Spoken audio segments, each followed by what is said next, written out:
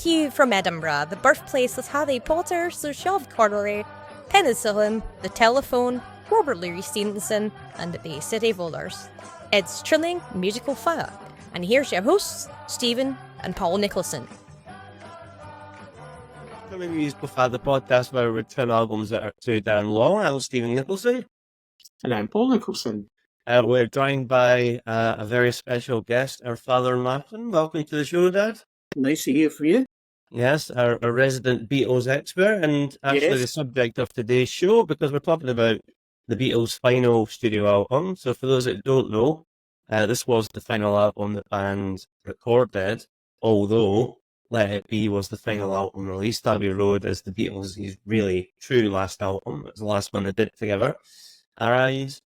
Dad does not like it as much as the others, so we're going to talk about the reasons for that. Before we move on, we better say happy birthday, Paul.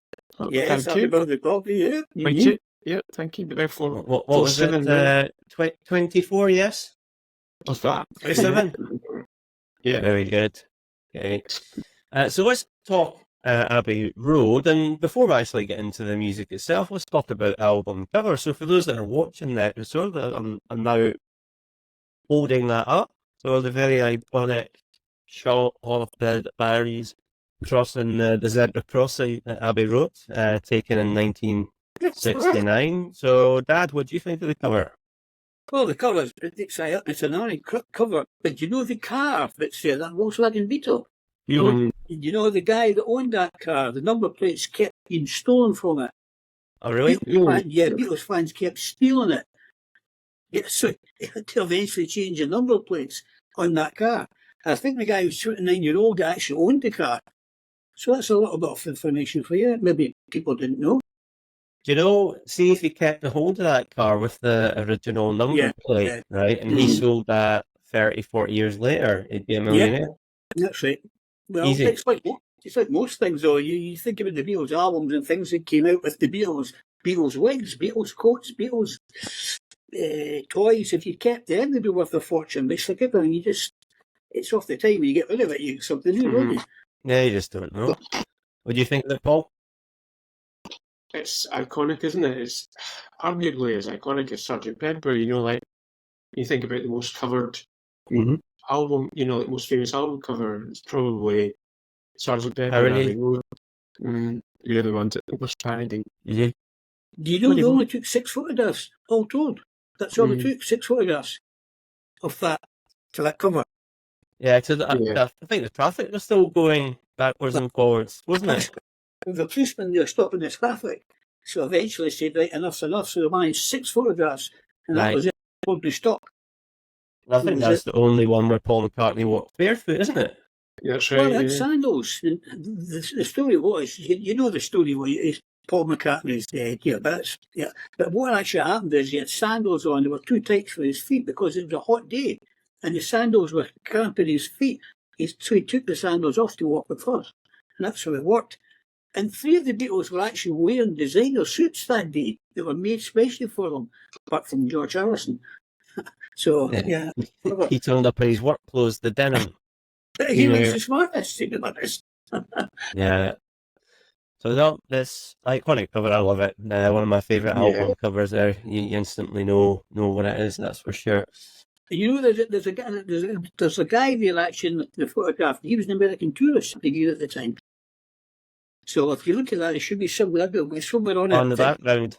Yeah, he was an American tourist, got caught up in it at the time. So he's got a lot to say for himself. Oh, and there's the police car as well, isn't it? Yeah, it's full of them. I've never even noticed that. Yeah, police car. Just album artwork, let's talk about the music. So, Dad, you've obviously were a teenager when the Beatles first hit the big time. And yeah, so you were there, you bought everything, huge fan. And by the time you just came out, you were, 19 years old? That one, what was it, September it came out? What was the actual date that it came out? I'd be 19 at the time. Yeah. I think it was 10 years. So you've said previously you don't rate it as highly as the band's other stuff. I know you prefer the likes of Rubber Soul, Revolver, Sgt. Pepper. Why do you not rate this album as highly? It just seems there's a lot of lovely songs in it. It just seems hairy, fairy, scary. It's not. It's an album, yeah. There's some lovely songs in it, but it's not. How could I put it? It wasn't. There was no substance to it. You get certain songs like "Oh Darling," yeah, great song. "I Want You," "You're So Heavy," come together, but a lot of it was just a mix-up. It wasn't like Lennon and McCartney writing together. Because John Lennon, believe it. Sorry. I was just going to say, did you not like the sort of medley type thing? Is that why it was the medley? Did you not like that? I did. I didn't like that. I liked the songs because Sgt. Pepper, you also had a medley type of thing as well. One song went into the other, but this, it just seems at the end of the Beatles that was going to be it. It wasn't. And George Martin he actually produced it, but I just didn't like the songs in it so much. There wasn't any depth in the songs, and it just as if the Beatles weren't together. But no, John Lennon, he wanted one side to be his songs, just Lennon, and he wanted the other side to be McCartney. But because the times and what was happening, George Martin would agree to that. And the only reason he would agree to do this is if he had free reign, like the old days when he produced the Beatles albums and the Beatles songs. So he said, no, it's a Lennon McCartney thing. The songs to me have no substance. Two or three of them are, but it doesn't. Yeah. Ironically, arguably the two best songs on it are the George Harrison ones. Oh yeah, without a doubt. And even John Lennon said that he reckoned that that was the two best songs on the album. So it really shows you how much the Beatles had split up then, and they weren't really getting into things. And the fact that there was two George Harrison songs on an album says it all, because he never got a look in when it come to Lennon McCartney songs because they were that good. Lennon McCartney songs were that good. George Harrison didn't get a look in. But this was a breakup of the Beatles, and they weren't that. So that's what was going on. Although George Martin did say it was a happy album. He still enjoyed doing it. He said it was like the old days when they worked together. But I think the problem there with Stephen and Paul was that Paul McCartney, the song Maxwell Silver Hour, for instance, Ringo Starr said he'd done that many takes of it. He said it's the most song he'd ever done. I think they got fed up with it. And that, to me, comes across in the album, believe it or not. That's how I got it. It just wasn't a Beatles album. But as I say, Paul McCartney had done that many takes of that song, for instance, and Ringo said by that time he was fed up doing it. And I think John Lennon actually left the Beatles, or said he was leaving before the album came out. So that's how bad it was. So to me, it didn't have the feeling like the other albums had of togetherness. That's just my opinion. And you would have heard this, obviously, pretty much around about the date it came out. You would have been out there buying it straight away? Oh, without a doubt, yeah, you did. I mean, you could order it. I mean, the Beatles albums and singles would sell 1 million before it was released, before the release date. So it gives you an idea how many discs were sold. And as soon as it came out, you went and bought it. And you done the usual, you read the album cover, you read it inside out, you opened it up, you looked at things like that you done, that you took for granted back in these days, as it were. But she's getting popular again. Discs are coming out again, LPs are coming back on again, which is good to see. You have something solid. Hey, Paul, when did you first hear the album, and what do you think of it? It's probably, I respectfully disagree with a lot of what Father has said today. I actually think it sounds very together. I actually think it sounds really together in the album. But it's just iconic, and I love the medley as well. I know it's just the songs that were used, but it's just genius the way he's put them together. And George Harrison was, But we put them together with George or Paul McCartney. Was it probably both? Probably both. That's the thing. I first heard it probably in the late 80s on Dad's Final after watching the complete Beatles. Didn't documentary, probably listened to the album then. And then you got the CD in 91, I think. And that's when probably really listened to it. But yeah, probably the album. And you know the song?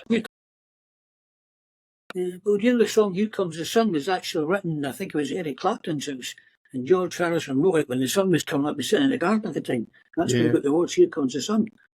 So Yeah, so I first heard the song Tie Up Your, obviously had the original record. First heard it then as well, and that was the first Beatles thing I ever bought, which was, or I got it for Christmas, I think in '91.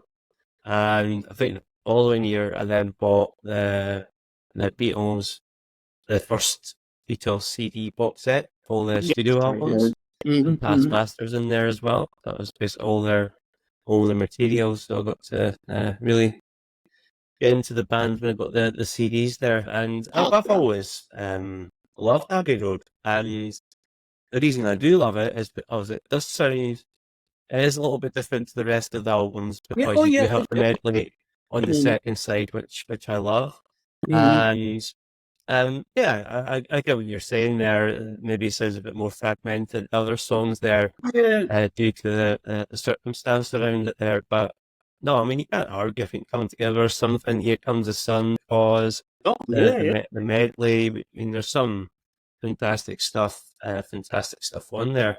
So what would be your favourite song on it, Dad? Believe it or not, Oh Darling, with the Paul McCartney song, I Want You. Used to I Want You forever. I like that one. And Come Together. That's the three ones that I prefer. I like. The George Harrison songs are great, but they're the ones that I like. Lennon McCartney's.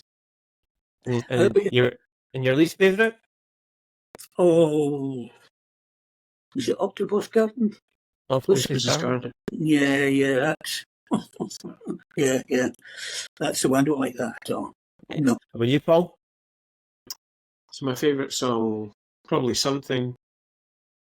That's favourite song, and probably least favourite, because there's parts of the medley like Polythene Pan, but I sort of see it as one song, almost like one. Yeah. Like That's right. Medley subsequently. Maybe I don't dislike any of them, but if I had to, maybe Octopus Garden as well. So we're used to. Yeah, I mean, I think for me, my favourite on it would be probably Here Comes the Sun. As a complete song, I think Here Comes the Sun is great, but it just totally conveys that feeling that you do get sometimes when it, or like the weather has been here recently, where you wake up and hey, blue sky and sunshine. It just really conveys that really well. And I think my least favourite would probably be Something, which I know is part of the medley, but if I was to lose one thing from the album, it would be that one, and I wouldn't be too disappointed. But I mean, I'll come back to the album itself. And another thing I like about it is the production on it, on the album, which I think was the first time. Was it the first time they used a 16-track or an 8-track in the studio? Yeah. So 4, 8, and 16. You can really hear that, though. Everything sounds that a little bit more sophisticated. The sound on it there, everything's got a little bit more space, so you can really hear that in the album, which gets another plus sign from me. Oh yeah. The sound's completely different. It is. You can tell. Yeah. I was just going to say, I was looking at something that's really interesting fact. So I was reading this book. It's called Love Will Die. It's about the Beatles and James Bond, and from the 60s now it changed British culture to this day. And what was quite interesting was they were talking about how the Beatles are still, like for the millennials, today's generation. And what's interesting is the song that gets streamed the most by young people is a song that's never a single, Here Comes the Sun. That's the most streamed song by young people. That's the most downloaded Beatles song. There you go. That's what is the most popular with younger generation.